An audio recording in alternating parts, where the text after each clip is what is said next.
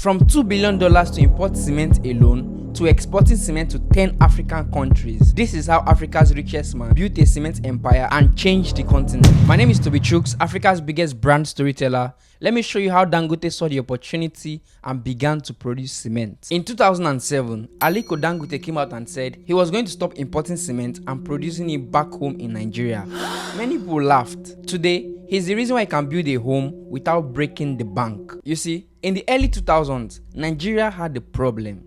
It was bleeding in foreign exchange, importing millions of tons of cement yearly, and this made it expensive and scarce. Construction was slow, housing was unaffordable, and every bag of cement meant dollars leaving the country. Nigeria was spending billions, importing what they had all the raw materials to produce in our own country. The country desperately needed local production, and no one believed it was possible at that scale. Here comes Aliko Dangote. He wasn't born poor, but he was not handed an empire either. Back in 1977, this man already started a business. He had $3,000 in loan from his uncle, which he had used to begin commodity business from rice, cement, and sugar. This man watched Nigeria depend on imports for everything.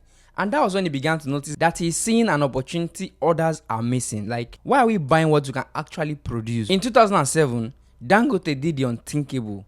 He built Africa's largest cement production factory in Obajana, Kogi State. This plant could produce 5 million tons annually, but he didn't stop there. He went further and built another one in Ibeshe.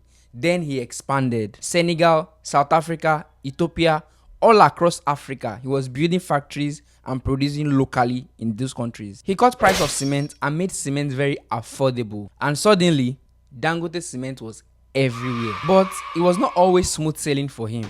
The global financial market crisis in 2008 hit when he was just expanding. Banks were calling in loans, raw materials became expensive, competitors were trying to push him out. This guy had a lot of things to fight at the same time. There were accusations, legal battles, regulatory problems in every country he entered. His stock price even crashed by about 40%. And many thought this guy was going to collapse under debt because they had squeezed into his profit margin. But you know what they say?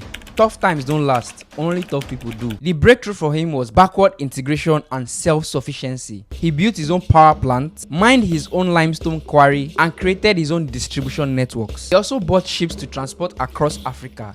By controlling the value chain, he could outlast his competitors. And just by a stroke of luck, Nigerians suddenly realized that Dangote Cement was not just cheaper, but it was of greater quality. Builders trusted it, government backed local production, and by 2020, Dangote Cement controlled 60% of the entire Nigerian cement market and was also producing in 10 African countries. $3,000 loan have now become $15 billion valuation cement empire. Even during COVID, Dangote Cement made about $1 billion in profit. Today, Dangote Cement is Africa's largest cement producer, operating in over 10 African countries with a capacity of 48 million tons per annum. The company is listed on the Nigerian Stock Exchange market and continues to expand. Aliko Dangote is Africa's richest man, and his cement built the infrastructure transforming the continent. So that's how one man turned Nigeria from a cement importer to a cereal exporter. Some see him as a hero, some as a monopoly. The question is, how do you see him?